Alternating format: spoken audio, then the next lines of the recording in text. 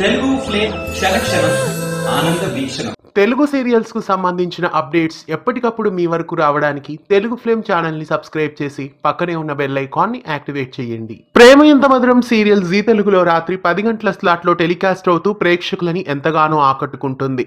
ఈ సీరియల్ కథ ప్రస్తుతం చాలా ఇంట్రెస్టింగ్ గా దూసుకెళ్తోంది. ప్రస్తుతం కథలో గౌరీ శంకర్ ఇద్దరు జైల్లో ఉంటారు.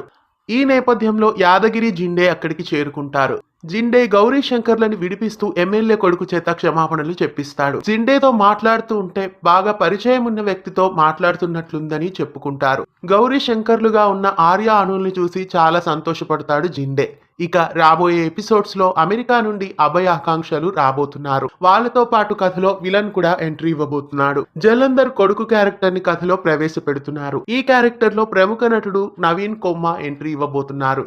నవీన్ కొమ్మ గతంలో కృష్ణ తులసి, హిట్లర్ గారి పెళ్ళాం, కన్యాదానం, మనసు మమత, మధురా నగరిలో ఇలా చాలా సీరియల్స్ లో నటించారు. ప్రస్తుతం జలంధర్ కొడుకు క్యారెక్టర్ లో ప్రేమ ఎంత మధురంలో ఎంట్రీ ఇవ్వబోతున్నారు. ఇక అభయ ఆకాంక్షల క్యారెక్టర్స్ ని తీసుకొచ్చారు కాబట్టి ఇక వర్ధన్ కుటుంబ సభ్యులలో ఎవరెవరిని చూపిస్తారో మరి ఈ నెక్స్ట్ ఎపిసోడ్ లో తెలుస్తుంది. అజయ్ వర్ధన్, నీరజ్ వర్ధన్, మాన్సి, మీరా, శారదాదేవి ఈ 5 మందిలో ఏ క్యారెక్టర్స్ ఇప్పుడు ఉండబోతున్నాయో మరి చూడాలి.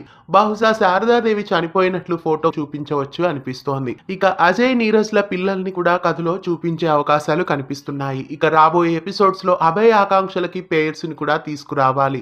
ఇక అభయ ఆకాంక్షలు అమెరికా నుండి రాగానే తల్లిదండ్రుల ఫోటోకి నమస్కరించుకుంటారు. ఆ సమయంలో ఆర్య అనుల మనసులో ఏదో తెలియని భావన మొదలవుతుంది. ఇక కథ మనం మూవీ సినిమాలాగా ప్రస్తుతం ఉండబోతోంది.